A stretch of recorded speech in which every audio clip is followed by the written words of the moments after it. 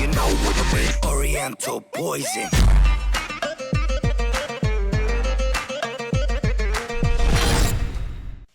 Oui, salam alaikum à tous mes très chers abonnés, j'espère que vous allez bien, que tout va bien pour vous et que la famille se porte bien. En tout cas, si votre famille se porte bien, eh bien tant mieux comme d'habitude. Donc vous avez pu voir que tonton a changé un tout petit peu de maison. Je suis plus chez moi à Grenoble avec l'IA, je suis tout simplement parti en vacances 1 mois et 5 jours chez son père tout simplement. Donc là on est chez son père et ça c'était la chambre à Tata quand elle était une petite adolescente.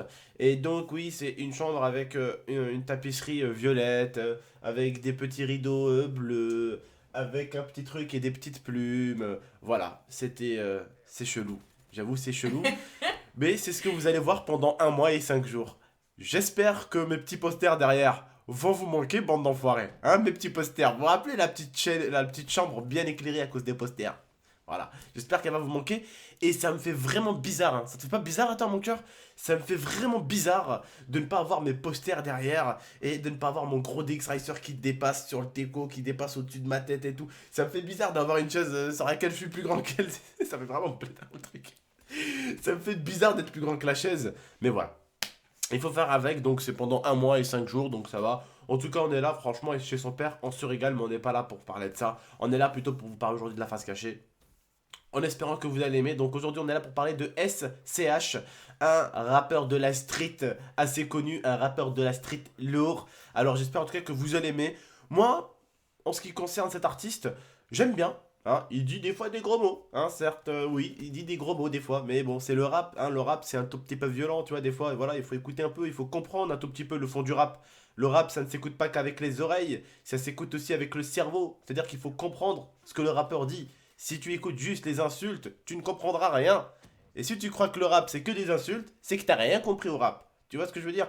Bref, je vous passe Tata, elle va vous dire un tout petit peu. Alors, on s'est tracassé dans tous les sens. Et ce mec-là reste vraiment l'un des rappeurs qui est comme les des PNL, tu vois. Comme les deux frères, il reste un rappeur assez secret. D'accord? C'est pas un mec qui aime se la montrer, d'accord? Dans ses clips, oui. Mais dans la vie de tous les jours, c'est pas un mec qui aime montrer comment, si et ça. C'est un mec qui aime bien rester dans son secteur, qui aime bien faire sa musique. Voilà. Vas-y, Lia, à toi. Merci mon petit gars. Donc, salut à tous. Donc, SCH avant ne s'appelait pas SCH. Il s'appelait Schneider. Schneider. D'où SCH. Il a pris le début de son pseudo d'avant. Beaucoup pensent qu'il vient de Marseille, mais il ne vient pas de Marseille, il vient d'Aubagne, donc à côté de Marseille.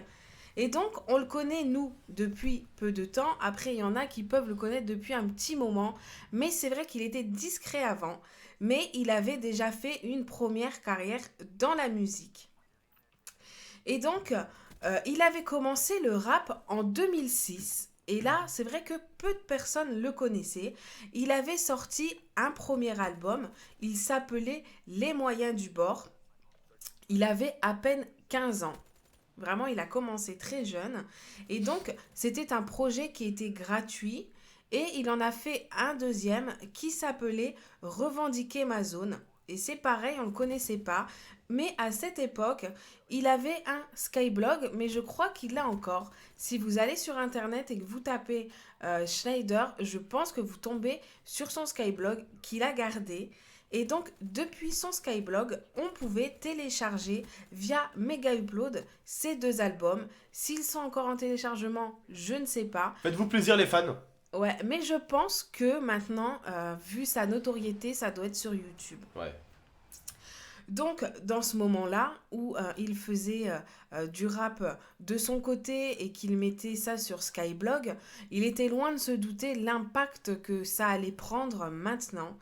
Donc, du coup, sur sa page Facebook, sur son Facebook personnel, il partageait beaucoup les rappeurs, les autres sons des autres rappeurs, mais très peu le sien. C'était quelqu'un qui aimait partager ce qu'il aimait lui. Donc, du coup, il partageait beaucoup les sons des rappeurs, mais moins les siens. C'était un mec qui aimait bien partager et ça, je respecte ça en tout cas. C'est bien ça, de vouloir partager un peu le son des autres. Ouais, exactement. Donc, il partageait beaucoup d'autres sons que les siens. Et donc, il va décider petit à petit d'élargir son public et de commencer une autre carrière. Et donc, il va la commencer dans le 13 et petit à petit, eh ben, il va faire son bout de chemin et sa communauté va s'agrandir et là, tout le monde va le connaître. Et il a décidé en 2014 de supprimer sa chaîne principale de YouTube pour mettre un point final à son ancienne carrière pour pouvoir en débuter une autre. Nouvelle, ouais. Voilà. Et c'est là que ben, il va sortir d'autres sons et qu'on va le connaître et qu'il va buzzer. Et c'est vrai, comme Abdel vous dit, c'est très très très difficile de trouver des informations sur sa vie privée. Rien que sa date de naissance. Sa date de naissance, impossible. J'ai cherché partout, j'ai demandé aux abonnés d'Abdel si eux avaient réussi à la trouver. Alors peut-être qu'il y en a qui sont assez malins quand même pour la trouver. Ouais. Il y en aura peut-être dans l'espace commentaire 2, 3, 4, 5, 6, 7, 8, 9, 10 qui la trouveront.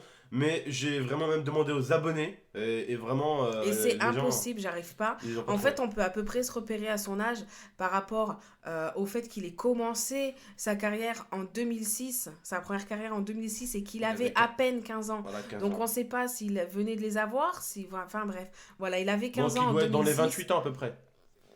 À peu près. Un peu moins, je pense. Hein. 2006, 15 ans. 2007, 2008, 2009, Bah, 2010, 2011. 25 ans plutôt. Ouais, 25 ans. Mm. 25 ans, excusez-moi, 25 ans. Ouais, un peu moins de 25, ouais. 25 ans parce qu'il a commencé à 15 ans et en 2006 et là on est en 2016, donc 10 ans 24, plus tard. 24, 10 ans plus tard, donc s'il avait 15 ans, 15 plus 10, 25. 24, 25. Ouais. Voilà. 24, 25 à peu près. Donc voilà, il doit avoir dans cet âge-là. Et donc du coup, pareil, par rapport à ses parents, par rapport à ses frères et sœurs, le nombre de frères et sœurs qu'il a, tout ça, c'est flou. Je sais qu'il a des frères, mais impossible de trouver le nom, impossible de trouver leur âge. Vraiment, hein, tout est basé sur sa carrière et rien du tout n'est basé sur sa vie privée. Donc c'est vraiment, moi je trouve ça bien. Au moins il se préserve Après, des comment médias. dire, je pense que si vraiment on est ce qu'on appelle des forceurs et qu'on cherche pendant 5 heures juste à savoir combien il y a de frères et sœurs, on peut peut-être le trouver. Ouais, Mais vraiment, c'est très très compliqué. voilà. J'ai lu plusieurs interviews qu'il a fait, etc. Il reste toujours sur sa vie au niveau de la musique. Au niveau de la chanson, ouais. Un petit peu il parle un petit peu de son passé, de son vécu par Voilà. rapport à la drogue, etc. Mais voilà, après, j'espère que ça vous a plu. Et d'ailleurs, n'hésitez pas dans l'espace commentaire à nous dire si vous avez sa date de naissance ou d'autres informations sur lui. Ça peut toujours intéresser les personnes qui regardent cette vidéo. Voilà les gars, n'hésitez pas en tout cas, s'il y en a qui sont vraiment fans de ce chanteur-là, n'hésitez pas à partager un tout petit peu les informations du chanteur dans l'espace commentaire avec les autres, je sais que ça pourrait peut-être leur faire plaisir. Le fait est que vous partagez un tout petit peu les informations de l'artiste avec eux. Qu'est-ce que je pourrais vous dire, à part en tout cas, bah moi ça me fait plaisir de faire cette vidéo chez Lia aujourd'hui. Ça me fait bizarre vraiment de retrouver cette décoration. Ça me fait bizarre de commenter, de faire mon premier commentaire ici, je vous l'avoue tout de suite. On commence avec du SCH en plus comme premier commentaire ici, ça me fait vraiment bizarre. Voilà, ça me fait bizarre de ouf. En tout cas voilà, j'espère en tout cas que vous avez aimé cette face cachée. Mais moi par exemple j'ai écouté sa musique, celle où il chante Champs-Élysées. Champs-Élysées. Des gens se moquaient un peu de ses chicots, de ses dents et tout. Mais je leur ai dit honnêtement, les mecs, vous vous moquez de ses dents. Mais moi, je respecte ça, un artiste comme ça, parce que c'est un artiste qui a du style. Avec ses cheveux longs, c'est bizarre. Tout le monde n'a pas des cheveux comme ça. Donc, ça fait quelque chose de différent. Vous voyez ce que je veux dire? Et souvent, ce qui est aimé aux États-Unis, ce que les gens font que les rappeurs US, on les aime, eh bien, c'est le fait qu'ils soient complètement différents des autres. Et quand on se dit différent, est-ce que vous avez vu le style des certains rappeurs? Lil Wayne et tout ça, vous avez vu leur tête, vous avez vu leur tronc, vous avez vu leurs dents en or et tout ça. C'est des mecs qui ont un style complètement différent du nôtre. Et c'est ce qui fait que c'est beau. Vous vous rendez compte si tous les rappeurs avaient les cheveux courts? Avaient tous des chicots nickel comme le prince, comme le copain de Barbie? Il avait des yeux bleus étirés. Non, c'est pas ça, mec. C'est pas ça. Il faut que les artistes soient différents les uns des autres. Il faut qu'un artiste ait son propre style. Et moi, j'aime son style.